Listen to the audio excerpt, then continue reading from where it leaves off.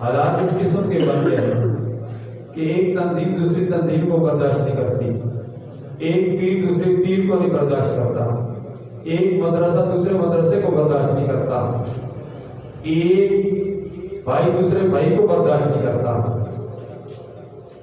ہم مسلمان آپس میں بھائی ہیں، المسلم من سلم المسلمون من لسانه ویده انما المؤمنون اخوة۔ قرآن نے ہمیں کیا پیغام دیا تھا؟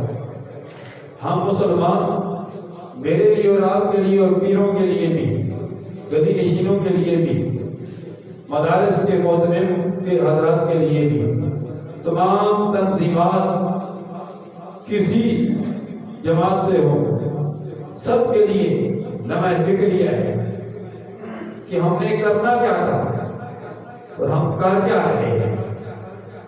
ہمارا ماٹو کیا ہونا چاہیے تھا اور ہمارا ماٹو کیا ہے؟ آج ہم غیر ملکی ایجنسیوں یہود و نصارہ کے ہاتھوں چڑھے ہوئے ہیں اور ہم ان کے ہاتھوں ایک دوسرے کی ٹانگیں کھینچنے میں لگے ہوئے ہیں۔ یہ بہت بڑی سازش ہے۔ مسلمان کو مسلمان سے لڑا دو، مسلمان کو مسلمان سے دور کر دو۔ آج وہ دور آ گیا ہے۔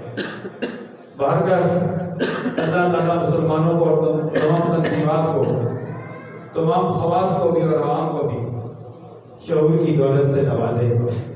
میری گفتگو بڑی مختصر تھی لیکن اس میں بہت سارے اسباب ہیں۔ ہر دور میں ایسا رہا، اب تو زیادہ ہو رہا ہے۔ سرکار کے دور میں بھی ایسا رہا۔ یہود و نصارہ کی جلوات تھی، منافقین کی جلوات تھی۔